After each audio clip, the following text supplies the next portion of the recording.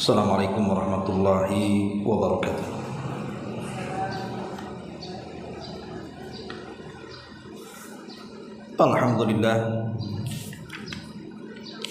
Alhamdulillahilladzi hamdan katsiran tayyiban mubarakan fihi kama yuhibbu rabbuna wa yarda. Asyhadu an la ilaha illallah wahdahu rabbi la syarika lah. Wa asyhadu anna Muhammadan abduhu wa rasuluhu alladzi la nabiyya ba'dah. Qala Allahu azza wa jalla ya ayyuhalladzina amanu taqullaha haqqa tuqatih wa la tamutunna illa wa antum muslimun, amma ba'd.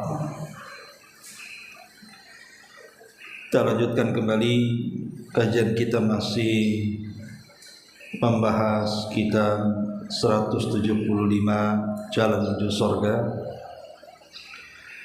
dan kita masuk pada halaman 77 pada poin ke-28 tentang keutamaan mensalati jenazah dan mengantarkan.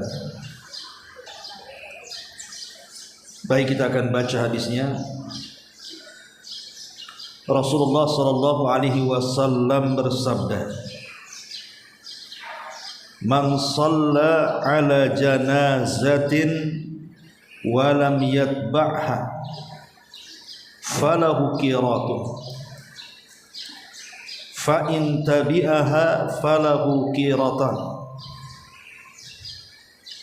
Qila wa mal qiratani? Qala asgharuhuma mithlu uhudin. Barang siapa yang mensalati jenazah dan tidak ikut serta mengantarkan, maksudnya tidak ikut serta dalam penguburannya, maka dia akan mendapatkan 1 qirat saja. Tapi jika dia mengantarkannya, maka dia akan mendapatkan 2 qirat. Nabi SAW ditanya, apa yang dimaksud dengan qirat itu? Maka beliau alaihi salatu wassalam menjawab, yang paling kecil dari qirat itu besarnya seperti gunung Uhud. Kemudian kata pengarang, perhatikanlah, semoga Allah merahmatimu. Jika saja yang paling kecil dari 2 qirat tersebut seperti gunung Uhud dari segi pahala dan juga balasan, bagaimana halnya dengan yang paling besar dari pahala itu? Maka kita memohon keutamaan, anugerah, kemuliaan dan seluruh kebaikan kepada Allah Subhanahu wa ta'ala, Zat yang maha penderma.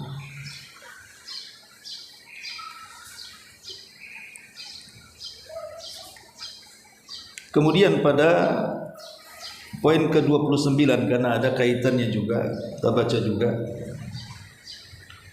tentang keutamaan memperbanyak jumlah orang yang mensalati jenazah dari kalangan ahli tauhid. Rasulullah sallallahu alaihi wasallam bersabda, "Ma min rajulin muslimin yamutu fayaqumu ala janazatihi 40 rajulan la yusyrikuna billahi syai'an illa syaffa'ahumullahu fihi." Tidaklah seorang muslim meninggal dunia lalu ada 40 orang yang tidak pernah berbuat kesyirikan kepada Allah sedikit pun, mensalati jenazahnya, melainkan Allah akan memberikan syafaat kepada mereka karenanya. Kemudian diperkuat dengan hadis, "Man shalla alaihi thalathatu sufufin faqad aujaba." barang siapa yang mensalati jenazah sampai 3 baris yang mensalatinya, maka dia telah wajib. Yang dimaksud dengan kalimat wajib adalah wajib baginya untuk mendapatkan surga, tentunya dengan rahmat Allah sebagai janji dan keutamaan darinya. Ma'asyiral muslimat yang dimuliakan Allah Subhanahu wa taala, 2 bab ini menjelaskan tentang kematian, bahwa setiap kita ini pasti akan menjadi jenazah. Tidak ada manusia satupun kecuali pasti akan jadi jenazah. Sepanjang apapun umur manusia ada batasnya. Karena Allah Subhanahu wa taala mengatakan kullu nafsin dha'iqatul maut, setiap jiwa itu pasti disentuh oleh kematian. Apalagi Nabi sallallahu alaihi wasallam telah membatasi umur umatnya hanya berkisar 60 sampai 70 tahun saja. Artinya sedikit yang melintasi dari 70 tahun itu. Dan belum kita dapati ada orang yang berusia 200-300 tahun sampai hari ini. Kebanyakan di bawah 100. Bahkan manusia-manusia yang keberadaan mereka sebenarnya sangat bermanfaat kalau diberikan usia panjang, pun oleh Allah Subhanahu wa taala diberikan batas usia. Seperti para nabi. Bukankah keberadaan para nabi itu sangat bermanfaat? Tapi kenapa kemudian usia mereka dibatasi di dunia? Atau di bawah para nabi, para sahabat? Atau di bawah para sahabat, para ulama? Atau orang-orang saleh yang memang keberadaan mereka di dunia itu dihajatkan manusia, tapi toh merupakan takdir yang sudah digariskan Allah, semua ada batasnya. Tidak ada yang tidak disentuh dengan kematian. Maknanya kita semua adalah calon-calon jenazah. Ma'asyiral muslimat yang dimuliakan Allah Subhanahu wa taala, dari sini kita tahu tentang pentingnya mengingat akhirat. Kalau sudah tahu kita akan jadi jenazah, maka penting sekali kita ini mengingat akhirat. Makanya Nabi sallallahu alaihi wasallam sampai kemudian memberikan sebuah syariat agar kita datang ke kuburan kemudian berziarah ke kuburan tersebut. Tentu Nabi sallallahu alaihi wasallam ketika menyuruh kita untuk berziarah kubur ada manfaatnya. Karena tidak mungkin Rasul memerintahkan sesuatu tidak ada manfaatnya. Lah manfaat yang terbesar ziarah kubur itu adalah tudzakirukumul akhirah, untuk mengingatkan kalian tentang kehidupan akhirat. Jadi kita harus ingat kita akan menjadi jenazah, dan jenazah akan dibawa ke kuburan. Lah saat kita melihat jenazah di kuburan, baik yang sedang dikuburkan atau yang telah dikuburkan, harusnya di situ kita harus mengingat akhirat. Ma'asyiral muslimat yang dimuliakan Allah Subhanahu wa taala, kenapa kemudian kalau kita merenungkan bahwa kita calon-calon jenazah dan setiap hari kita melihat ada jenazah, karena di situ ada turunan yang sangat bermanfaat untuk kita. Pertama, menjadikan kita tidak menunda-nunda untuk bertobat. Tidak menunda-nunda untuk bertobat kepada Allah Subhanahu wa taala. Karena biasanya orang yang lupa bahwa dirinya akan menjadi jenazah atau melihat jenazah manusia, maka ulama mengatakan akan diberikan 3 akibat. Pertama, taswifut taubati wa tarkur ridha bil kafafi wat takasul bil ibadah. Orang kalau sudah lupa kita akan jadi jenazah, atau mungkin saat melihat jenazah orang kita lupakan, rasanya biasa saja. Hari ini mati, ada orang kecelakaan mati, kayak kemarin ada orang kecelakaan ditiban ditabrak mati umpamanya kan. Kita lihat lagi viral. Kok biasa-biasa saja ada orang mati. Maka dia akan dihukum dengan 3 perkara. Pertama, dipastikan dia akan menunda-nunda taubat. Kenapa? Karena tidak ada pengaruh. Aduh, apa ini? Tung di atas ini. Ya. Jadi pertama, taswifut taubati, pasti dia akan menunda-nunda taubat. Yang kedua, tarkur ridha bil kafafi, pasti dia tidak akan redha dengan kecukupan yang Allah telah berikan kepadanya. Dia tidak akan redha dengan pemberian Allah. Ketika dia tidak ingat dia akan mati, pasti dia akan mengejar dunia terus, seolah-olah dunia itu mengekalkan dia. Akhirnya lupa akhirat.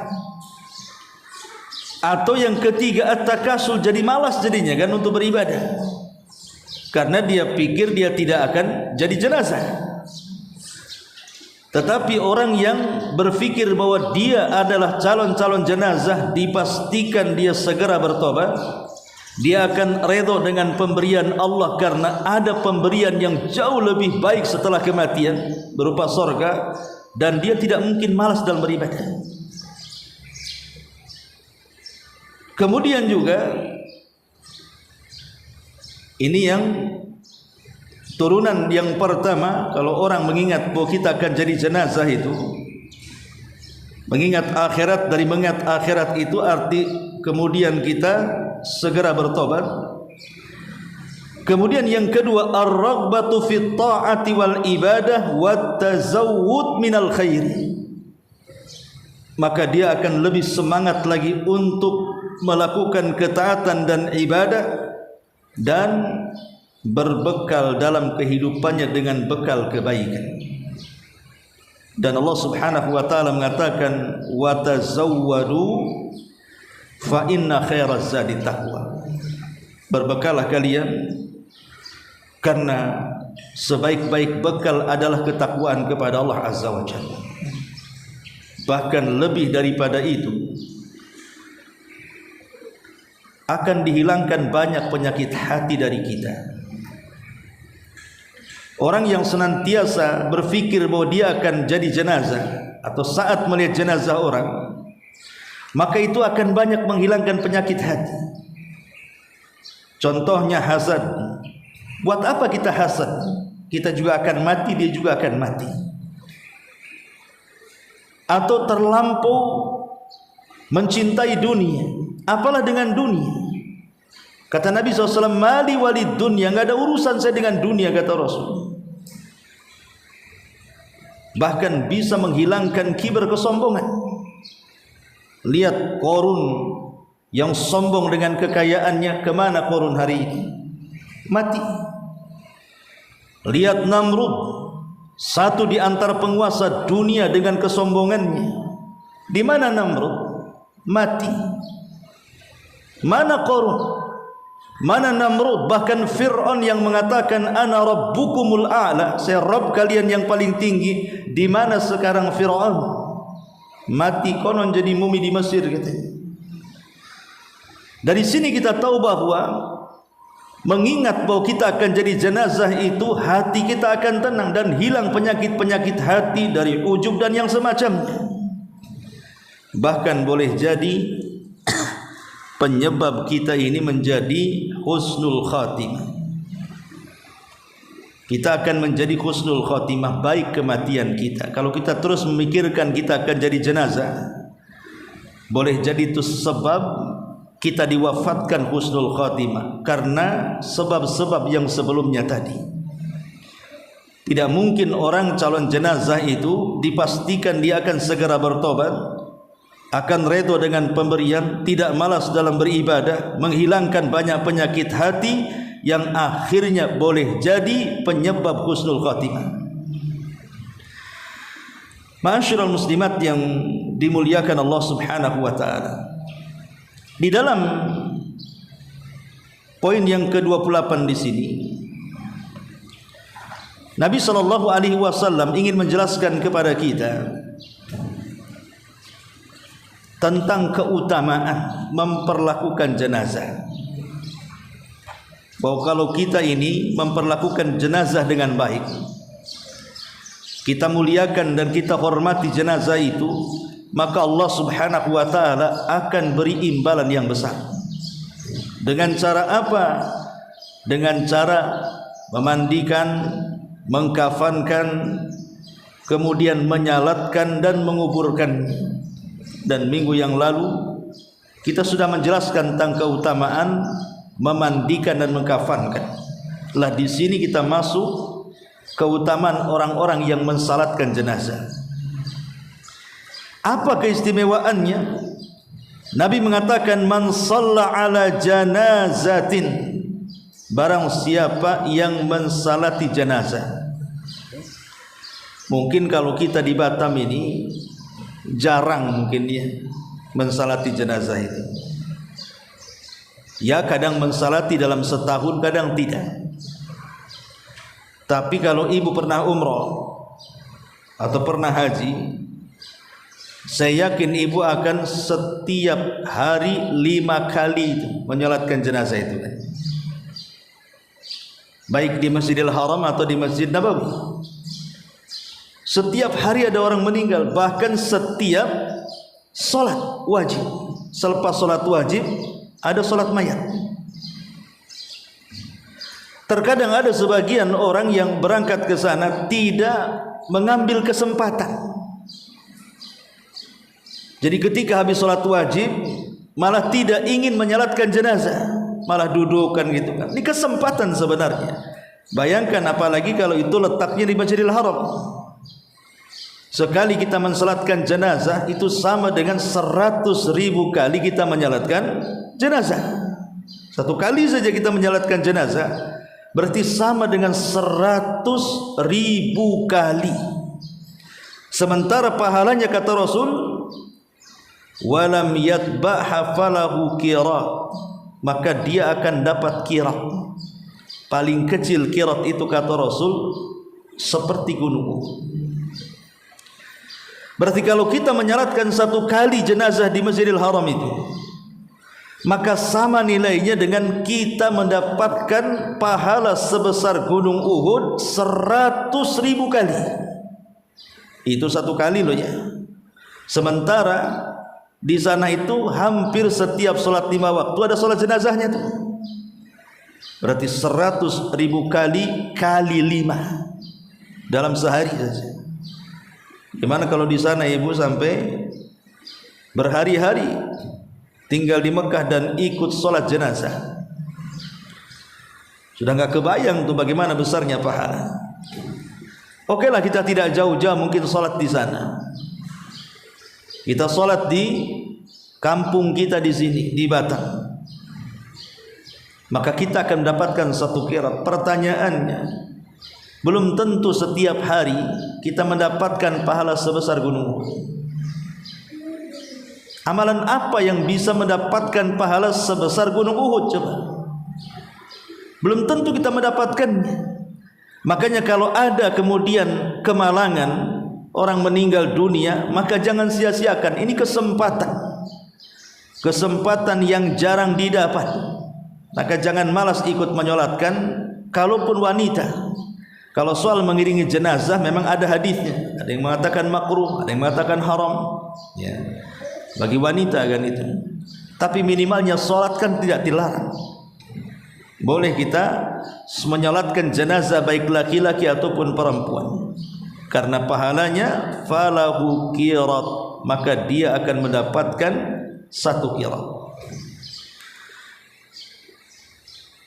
Kemudian Rasul mengatakan fa in tabi'aha, kalau sampai mengiringinya. Dan ini tugasnya bapak-bapak. Ibu cukup memerintahkan bapak, sana ikut menguburkan. Ibu sudah dapat pahala si bapak. Jadi kalau ibu nih lihat suami ibu, ada orang meninggal, cereweti saja. Sana kamu ya, ke kuburan, ikuti jenazah orang itu. Jangan pulang sampai dipendam. Bukan kamu yang dipendam, dia yang dipendam maksudnya. Kenapa? Karena Rasul mengatakan man dalla ala khairin kafa'ili. Siapa yang menyuruh orang untuk melakukan kebaikan, maka orang yang menyuruh mendapatkan pahala orang yang disuruhnya kan. Ibu suruh saja suami, sanalah ikut ke kuburan sana. Jadi bapak juga, suami ibu dapat 1 qirat, ibu pun yang nyuruh dapat 1 qirat. Karena di sini Nabi mengatakan fa in tabi'aha falahu qiratan. Kalau sampai mensalatkan, bahkan sampai ikut menguburkan, bukan 1 qirat, 2 qirat, artinya 2 pahala paling kecil seperti gunung Uhud, kata Rasul. Karena ketika ditanya apa dimaksud qiratan wahai Rasul, maka Rasul mengatakan asgharuhuma mithlu Uhudin. Paling kecil kalimat qirat itu pahalanya seperti gunung Uhud. Ma'asyiral muslimat yang dimuliakan Allah Subhanahu wa taala. Dari sini ada faedah. Pertama, keutamaan yang sangat besar, yang sangat agung bagi orang yang mensalatkan jenazah dan mengikuti sampai kuburan.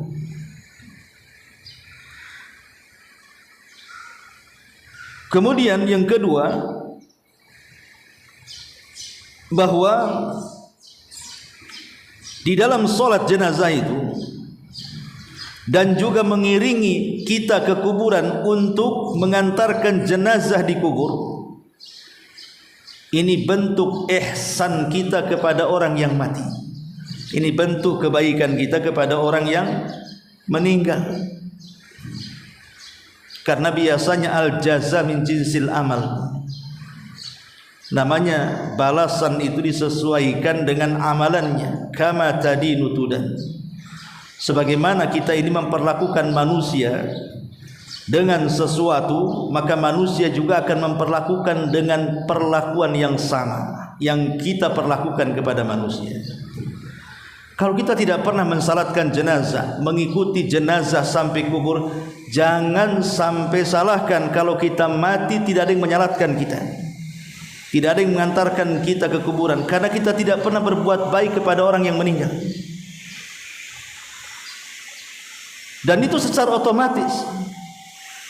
Terkadang ada orang yang kemudian meninggal, entah apa orang ini dimalaskan, malas saya, atau mungkin Allah tidurkan akhirnya tidak mau menyolatkan. Allah itu bisa melakukan segala hal supaya manusia tidak banyak menyolatkan kita dan tidak banyak menguburkan kita. Karena ketika kita masih hidup, kita tidak pernah berbuat baik kepada orang mati. Maka orang yang mensalatkan jenazah atau sampai mengiringi sampai kuburan itu bentuk kebaikan kita kepada orang yang meninggal dunia dan berpahala sebagaimana hadis yang kita sebutkan. Ma'asyiral muslimat yang dimuliakan Allah Subhanahu wa taala.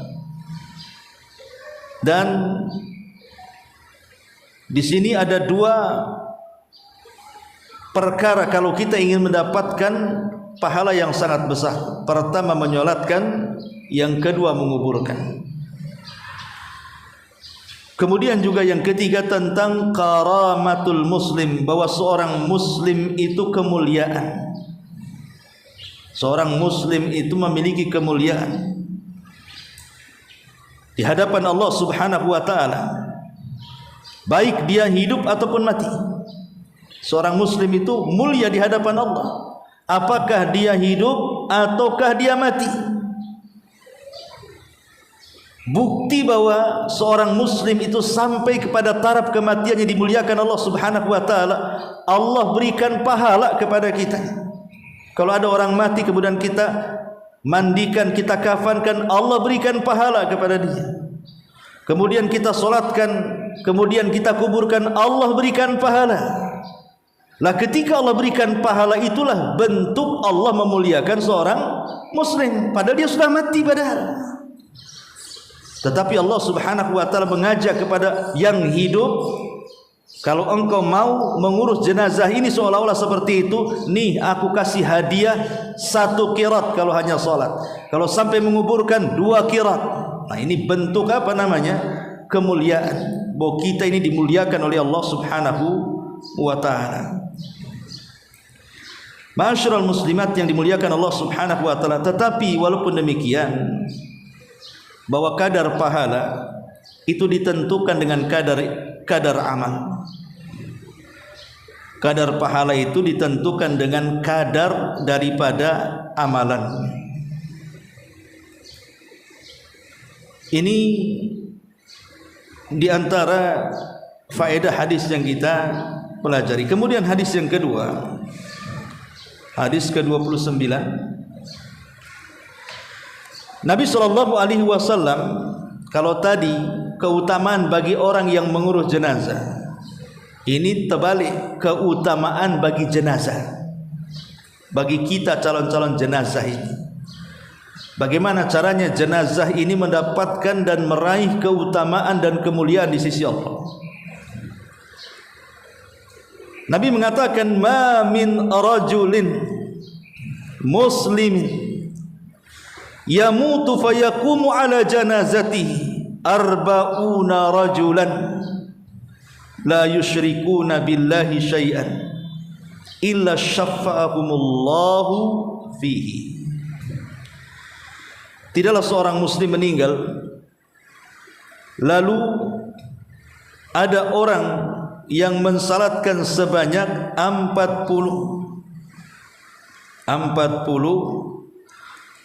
orang yang tidak menyekutukan Allah atau tidak berbuat kesyirikan sedikit pun, kecuali orang-orang yang bertauhid ini menjadikan wasilah Allah berikan syafaat kepada jenazah itu. Allah berikan syafaat, Allah berikan pertolongan kepada jenazah itu. Dari sini Bu, pentingnya kita ini berkawan. Pentingnya kita ini berkawan. Jangan salah pilih kawan. Kalau kita ingin berkawan, berkawanlah dengan orang-orang baik, orang-orang yang akidahnya lurus, orang-orang yang punya akidah dan manhaj yang benar.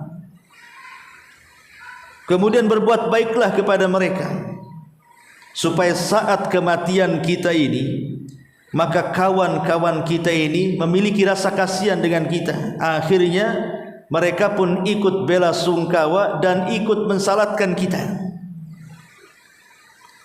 Dan jangan memperbanyak permusuhan di antara manusia. Betapa banyak orang-orang yang ketika hidupnya banyak musuh, dengan tetangga tidak akur, dengan kawan pengajian hasad, hasud dan yang semacamnya. Ketika mati bukannya disalatkan, dipuas-puaskan. Puas aku katanya. Coba dari kemarin mati, kenapa hari ini pula? Akhirnya kan orang tidak mau menyalatkan. Lah dari sini kita tahu bahwa pentingnya kita ini selain juga mencari kawan yang baik, juga jangan banyak berselisih. Intinya hindari sesuatu yang kalau kita mati itu orang-orang benci dengan kita, yaitu diraih ketika kita masih hidup. Karena biasanya kalau orang senang dengan kita, saat kematiannya pasti akan dicari. Tapi kalau memang orang-orang itu membenci kita, saat kematiannya pasti disyukuri. Alhamdulillah dia mati gitu. Kok tak mati-mati juga? Biasalah orang jahat itu panjang umur. Ma'asyiral muslimat yang dimuliakan Allah Subhanahu wa taala. Bicara tentang jenazah yang disolatkan,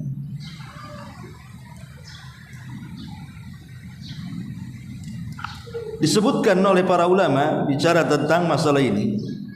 Oh ya, kita bahas hadis dulu yang keduanya.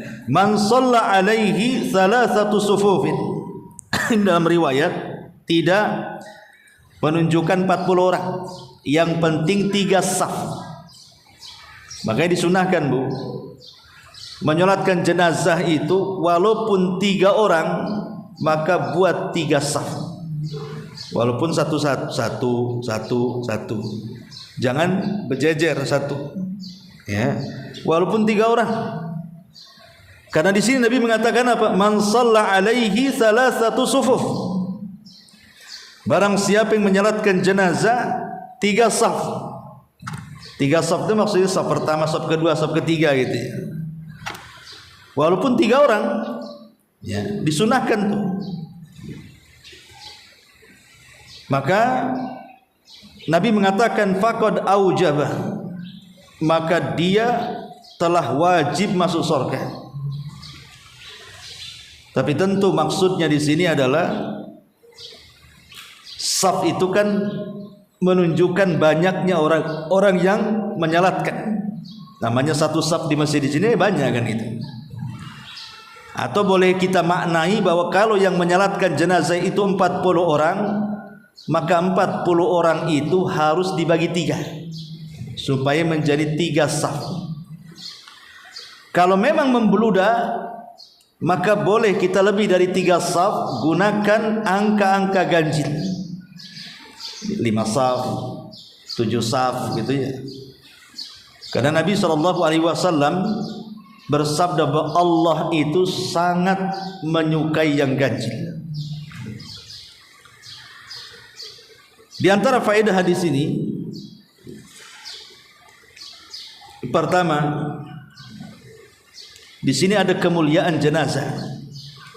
Bahwa jenazah itu akan mendapatkan syafaat dengan syarat yang menyolatkannya mereka adalah ahli tauhid. Kenapa ahli tauhid?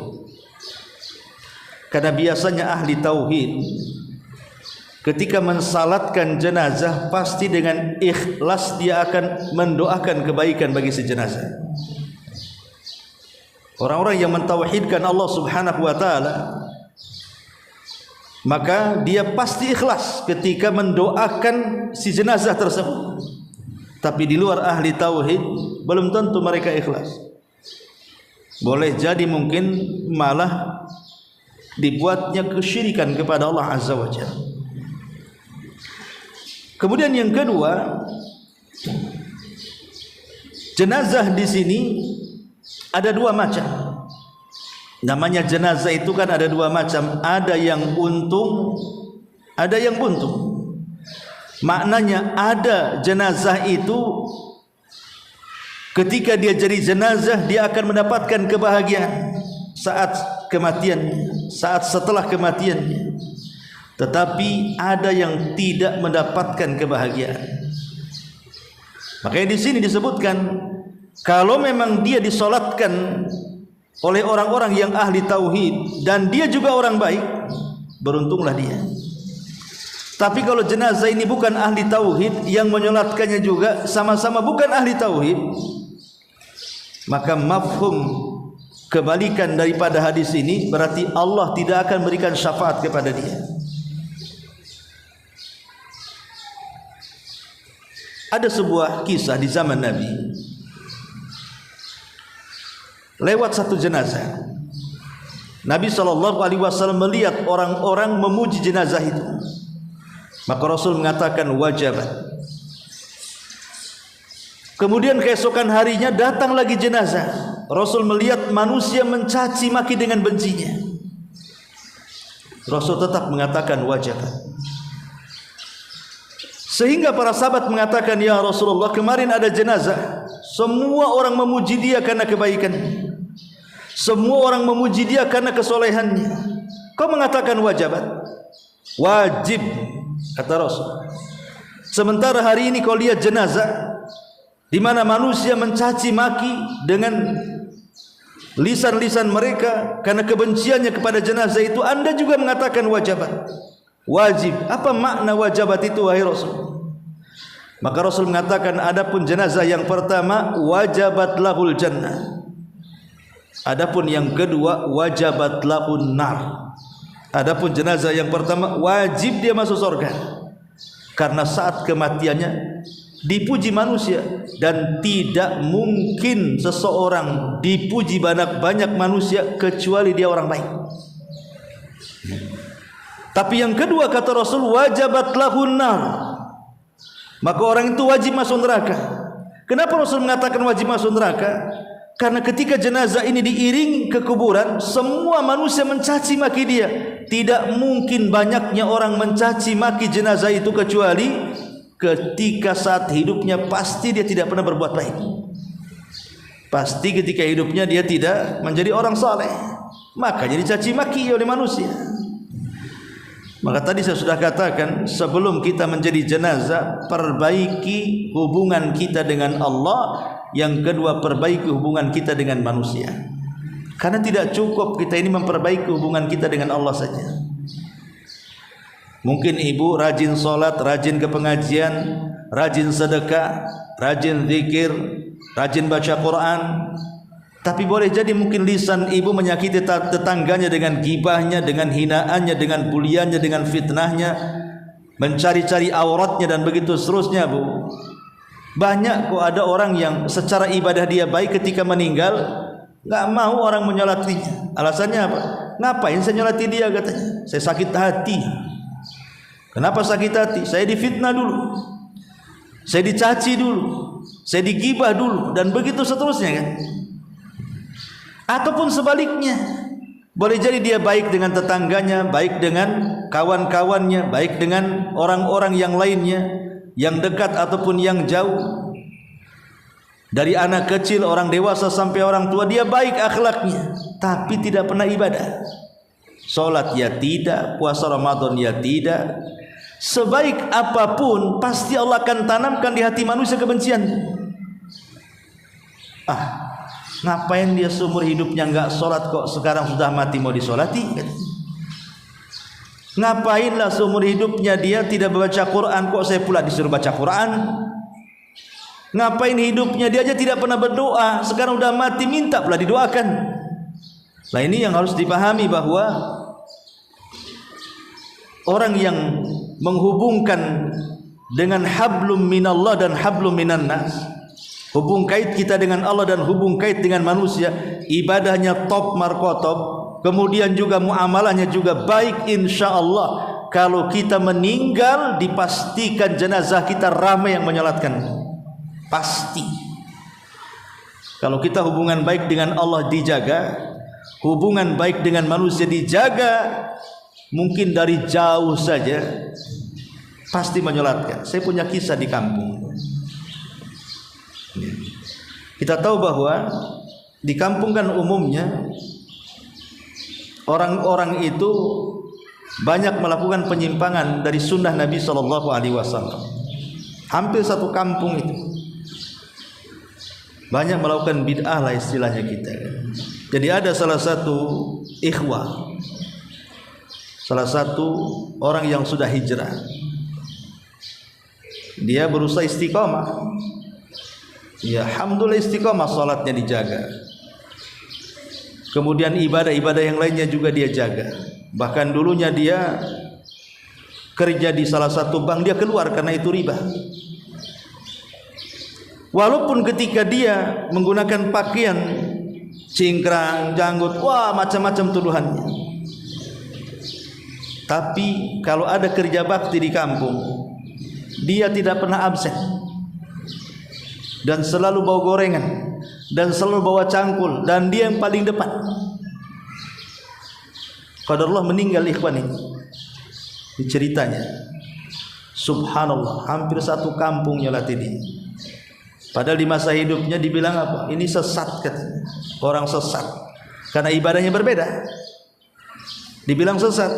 Tapi kalau ada orang kerja bakti di RT mana saja, dia bukan hanya RT-nya saja, mau RT ini, mau RT itu, pokoknya di kampung kan banyak RT itu.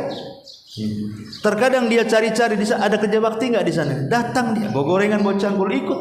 Akhirnya semua orang tahu satu kampung. Ketika meninggal, subhanallah, karamah, banyak orang menyolatinya. Itulah pentingnya seseorang itu mengaitkan hubung kait kita dengan Allah dan hubung kait dengan manusia kan. Terkadang orang tidak suka dengan cara kita, tapi kita punya akhlak. Terkadang akhlak inilah yang menolong, akhirnya orang-orang pun banyak mendoakan kita. Bahkan harum namanya setelah kematiannya dicari-cari orang, didoakan orang.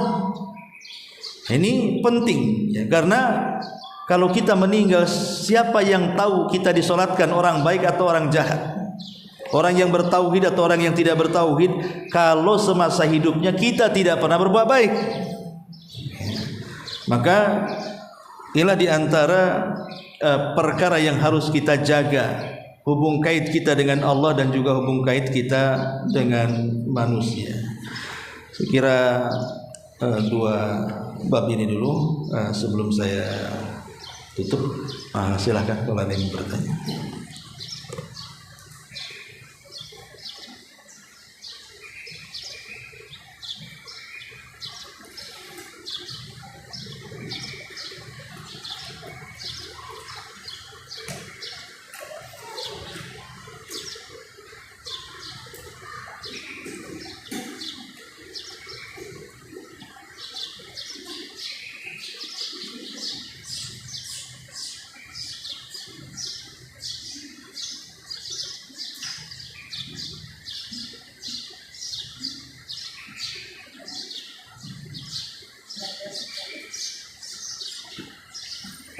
Nggak ada?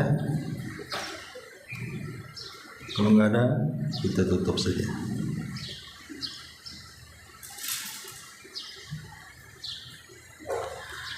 Baik, mudah-mudahan sudah paham semuanya. Subhanallah bihamdika, asyhadu an la ilaha illa anta astaghfiruka wa atubu ilaik. Allahu ta'ala alam. Assalamualaikum warahmatullahi wabarakatuh.